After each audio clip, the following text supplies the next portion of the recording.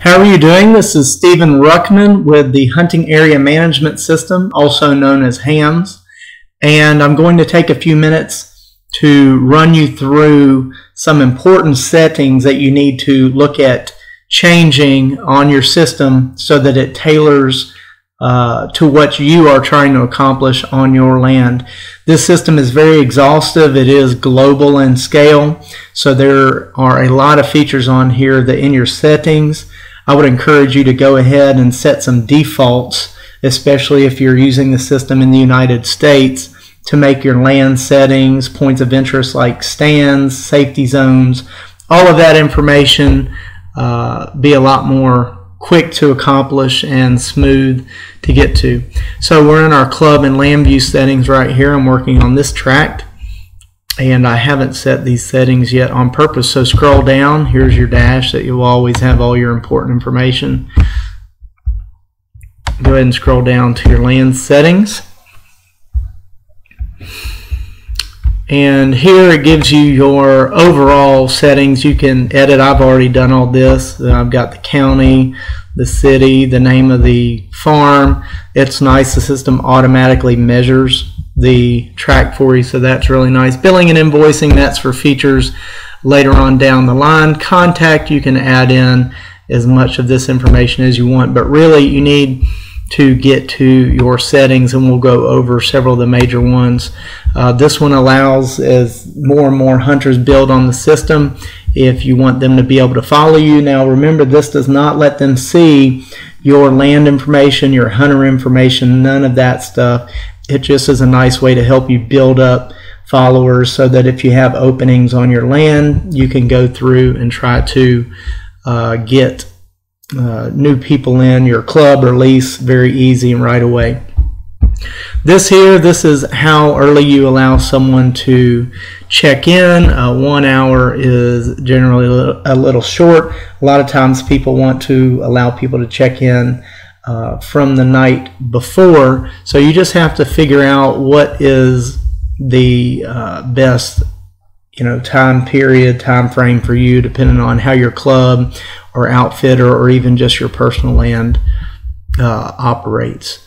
We'll go ahead and set it at about 6 to 8 hours, usually, depending on, especially if you're doing mostly morning hunts, evening hunts, etc. So make sure to set that however you like. Maximum duration of the check-in, again, depending on the type of hunting you want. You may just want a few hours, or if you have a outfitter or club or hunting where people like to stay in all day, then you may want it set for something like 12 hours. This is important because the system is automatically going to start contacting someone that does not check out. So after 12 hours, if they haven't checked out, the system will try to contact them.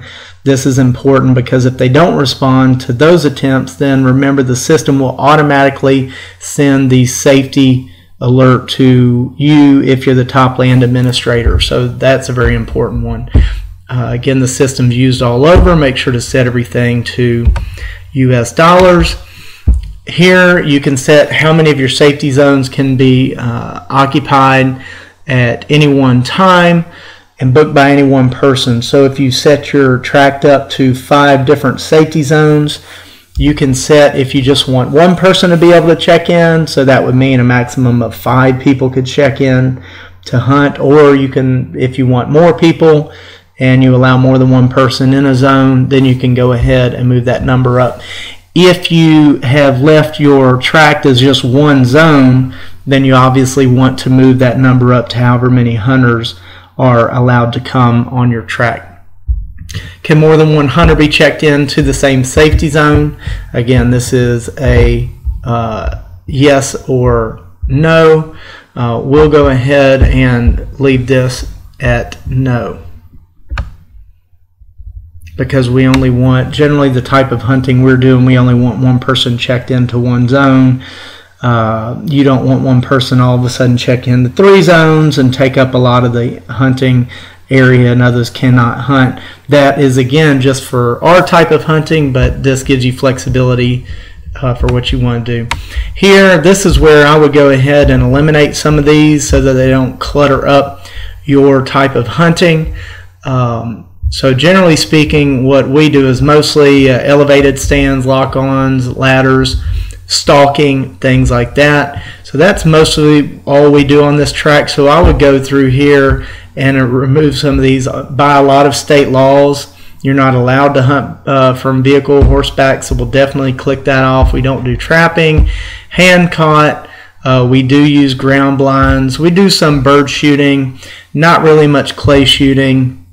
We do allow some coyote hunting, definitely no simulated shoots. Bow hunting is for sure something that we do. We don't do any falconry. Follow up, that's nice for someone to go ahead and check in if they're looking for an animal but not really hunting.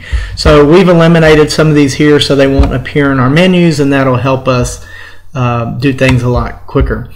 Group events, again, we don't do a lot of group events on this tract, so we would go ahead and get rid of a lot of these here. You know, we don't really do any drives of any type, so we would go ahead and get rid of most all of these here. Do you have to attach pictures? Remember the system, when you check out, you have to leave a harvest or an observation report. Very important, because that is going to go towards all the data analysis the system does, especially in relation to weather and hunting pressure. A lot of people are generally a little more secretive with their harvests at times, especially on your deer hunting. Maybe not so much on the birds, but just to go ahead and make things a little easier, we're not going to require pictures with the harvest, although it is always allowed and people will be able to post their own pictures as they want to the club or group news feed. This one here we're going to set to yes. We want to report no matter what goes on, so we want either a harvest or an observation report. We understand most of the times you're not going to harvest game and the type of hunting we do mostly, but we want an observation report, so that observation report will be collecting and gathering information so we can see a good idea of what's going on with their game populations based upon the observations. Also, those observations will be being collected along with all of the various weather information. This will go to making some really awesome hunting data and analysis for us. This one here, hunting tags can be managed by the hunters or land manager. We're going to set this to yes as well. One, that takes a little bit of work off of the club manager's plate. Two, hunting tags and licenses are more individually controlled in the United States market, so it would be kind of cumbersome to run around and for the land manager or club manager to collect that information. So we're going to make it really easy. The hunters will be able to enter their own hunting tags on their hunting profile. So we're going to save that, and that is going to make everything else easier for us and for you as you go to set up all of your various features of your land, whether it's your safety zones, your hunting assets.